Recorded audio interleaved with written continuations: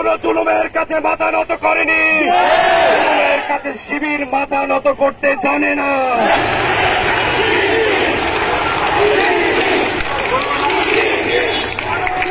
প্রিয় বন্ধুরা, আজকে আমরা জানবো বাংলাদেশ জামাত ইসলামী ইতিপূর্বে কত সালে কোন কোন জেলা থেকে এবং কত আসন থেকে কতজন সংসদ সদস্য হয়েছিল। আসুন আমরা এই বিষয়টি জানি। বাংলাদেশ জামাত ইসলামী বাংলাদেশের একটি রাজনৈতিক সংগঠন দল, যা 1979 সাল থেকে বিভিন্ন সময়ে সংসদীয় নির্বাচনে অংশ নিয়েছে। দলটির সদস্যরা বিভিন্ন সময় বিভিন্ন আসন থেকে সংসদ সদস্য হিসেবে নির্বাচিত হয়েছিল। এখানে জামাত ইসলামী থেকে নির্বাচিত সংসদ সদস্যগুলোর কিছু গুরুত্বপূর্ণ তথ্য উপস্থাপন করা হলো। প্রথমত, 1979 সালের নির্বাচন, দ্বিতীয় জাতীয় সংসদ নির্বাচন।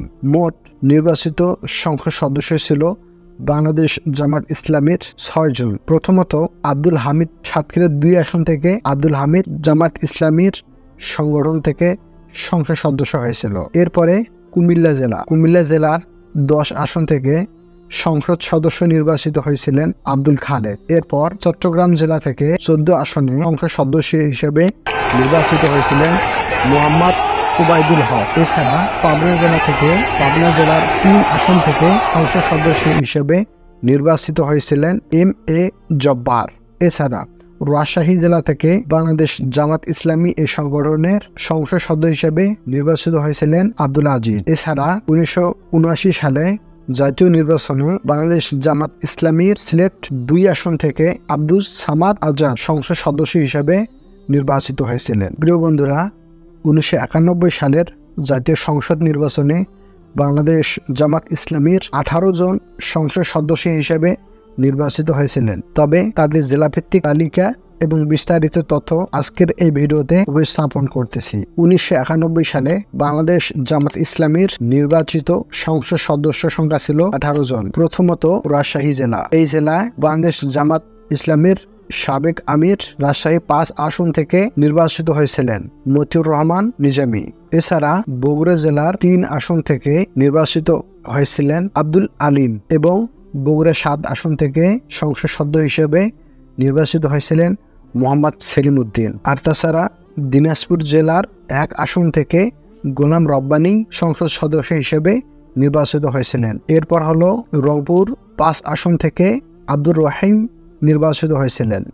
নীলফামারী 1 আসন থেকে মোহাম্মদ আবুল বাশার মোহাম্মদ জাকারিয়া সংসদ সদস্য হিসেবে নির্বাচিত হয়েছিলেন।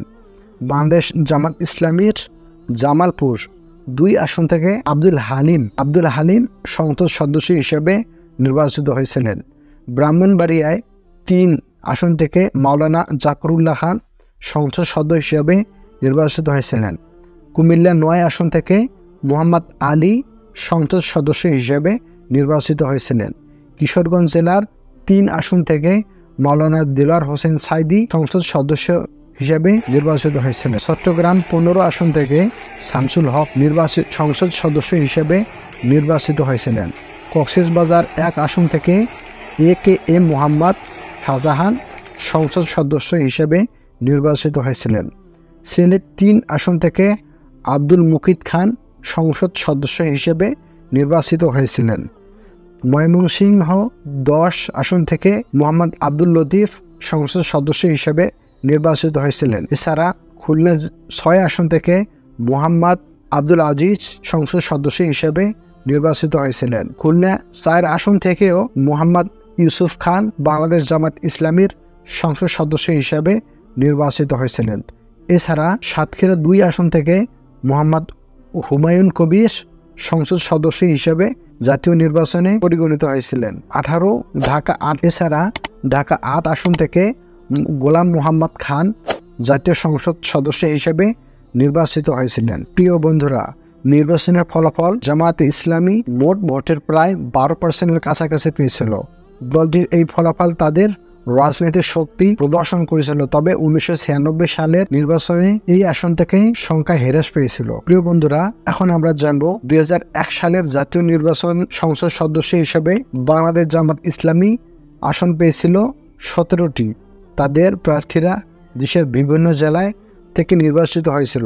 জেলার নাম এবং আসন সংখ্যা এবং বিজয়ী প্রার্থীদের নাম উল্লেখ করা হলো। প্রথমত ঢাকা জেলা।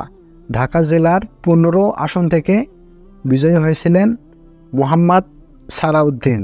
এরপর চট্টগ্রাম জেলা। চট্টগ্রাম জেলার 14 আসন থেকে বিজয়ী হয়েছিলেন শাহজাহান চৌধুরী। এছাড়া চট্টগ্রাম 15 আসন থেকেও বিজয়ী হয়েছিলেন আহমদ শামসুল ইসলাম। কুমিল্লা জেলা। কুমিল্লা জেলার 2 আসন থেকে বিজয়ী হয়েছিল মুজিবুর রহমান। রাজশাহী জেলা। রাজশাহী জেলার 3 আসন থেকে বিজয়ী হয়েছিল আব্দুল আজিজ। এছাড়া রাজশাহী 5 আসন থেকেও বিজয়ী ছিল আব্দুল মান্নান। দিনাজপুর জেলা। দিনাজপুর জেলার 6 আসন থেকে বিজয়ী হয়েছিল মোহাম্মদ ইউনুস। বগুড়া জেলা। বগুড়া জেলার 2 আসন থেকে বিজয়ী প্রার্থী হিসেবে নির্বাচিত হয়েছিল মোহাম্মদ মোস্তাফিজুর রহমান। বগুড়া জেলার 3 আসন থেকেও বিজয়ী প্রার্থী হিসেবে সংসদ সদস্য নির্বাচিত হয়েছিল মাওলানা আব্দুল কাদের। পাবনা জেলা। পাবনা জেলার 1 আসন থেকে বিজয়ী প্রার্থী হিসেবে নির্বাচিত হয়েছিল গোলাম পরোয়ার। গাইবান্ধা জেলা। গাইবান্ধা জেলায় বাংলাদেশ জামাত ইসলামী হয়ে সংসদ সদস্য হিসেবে নির্বাচিত হয়েছিলেন মাওলানা আব্দুল করিম। জামালপুর জেলা। জামালপুর 4 আসন থেকে বিজয়ী হয়েছিলেন মুহাম্মদ আব্দুর রহমান। নেত্রকোনা জেলা। নেত্রকোনা জেলার 5 আসন থেকে বিজয়ী ছিলেন শফিকুর রহমান। সিলেট জেলা। সিলেট জেলার 3 আসন থেকে বিজয়ী ছিলেন মাওলানা মুজাহিদুল ইসলাম সেলিম। এছাড়া সাতক্ষীরা জেলার। সাতক্ষীরা জেলার 2 আসন থেকে বিজয়ী ছিলেন গোলাম পরোয়ার। কুষ্টিয়া জেলা। কুষ্টিয়া জেলার বিজয়ী ছিলেন দেলোয়ার হোসেন সাইদি। এছাড়া জামাত ইসলামীর এই ফলাফল তাদের 2001 সালের নির্বাচনে গুরুত্বপূর্ণ ভূমিকা রাখে এবং তারা 4 দলীয় জোটের অংশ হিসেবে সরকার অংশগ্রহণ করেছিলেন। এছাড়া রংপুর জেলার রংপুর 5 আসন থেকে বিজয়ী প্রার্থী হিসেবে সংসদ সদস্য নির্বাচিত হয়েছিলেন মোহাম্মদ মোরশেদ খান। লক্ষ্মীপুর জেলার 4 আসন থেকে বিজয়ী প্রার্থী ছিলেন মোহাম্মদ শহীদুল ইসলাম। ঝিনাইদহ জেলার 3 আসন থেকে বিজয়ী প্রার্থী ছিলেন মোহাম্মদ আব্দুল মালেক। সিরাজগঞ্জ জেলার বিজয়ী প্রার্থী হিসেবে সংসদ সদস্য নির্বাচিত হয়েছিলেন অধ্যাপক আব্দুল লতিফ। প্রিয় বন্ধুরা, জেলা সংখ্যা ছিল মোট 17টি, আসন সংখ্যা ছিল 17টি এবং প্রার্থী সংখ্যাও ছিল 17টি। তবে জামাত ইসলামীর 2001 সালের ফলাফল 4 দলীয় জোট সরকার গঠনে গুরুত্বপূর্ণ ভূমিকা রেখেছিল। এছাড়া 2008 সালে জাতীয় সংসদ নির্বাচনে বাংলাদেশ জামাত ইসলামী 2টি আসনে জয়লাভ করেছিল। জামাত ইসলামী বিএনপি জোটের সদস্য ছিল এবং এই নির্বাচনে তারা অংশগ্রহণ করেছিল। 2008 সালের নির্বাচনে জামাত ইসলামী যেসব আসন থেকে নির্বাচিত হয়েছিল সেগুলো হলো রাজশাহী 3 আসন। রাজশাহী 3 আসন থেকে সংসদ সদস্য হিসেবে নির্বাচিত হয়েছিলেন আব্দুর রশিদ তুফান। এছাড়া বরিশাল 6 আসন থেকে নির্বাচিত হয়েছিল বীর মুক্তিযোদ্ধা মাওলানা এম মান্নান। এছাড়া জামাত ইসলামী আরও কিছু আসনে অংশগ্রহণ করলে তারা পরাজিত হয় এবং কোনো আসনে তারা সংখ্যাগরিষ্ঠতা অর্জন করতে পারেনি। প্রিয় বন্ধুরা, জামাত ইসলামী যদি আরও সমাজ কল্যাণমূলক কর্মকাণ্ডে মনোযোগ দেয়, যেমন শিক্ষা, স্বাস্থ্য এবং দারিদ্র্য নির্মূলের জন্য কাজ করে, তাহলে তাদের গ্রহণযোগ্যতা আরও বৃদ্ধি পাবে। এতে জনগণের মধ্যে তাদের প্রতি বিশ্বাস ও বাড়বে। তবে ভবিষ্যৎ ও সামনে নির্বাচনে বাংলাদেশ জামাত ইসলামী সরকার গঠন করার সম্ভাবনা 70%। আশা করি সামনে নির্বাচনে বাংলাদেশ জামাত ইসলামী ক্ষমতায় আসতে পারবে। ভিডিওটি ভালো লাগলে আমাদের চ্যানেলটিকে লাইক এবং সাবস্ক্রাইব করে পাশে থাকবেন এবং আপনার মূল্যবান মতামতটি কমেন্টে জানাবেন। আসসালামু আলাইকুম ওয়া রাহমাতুল্লাহি ওয়া বারাকাতুহু।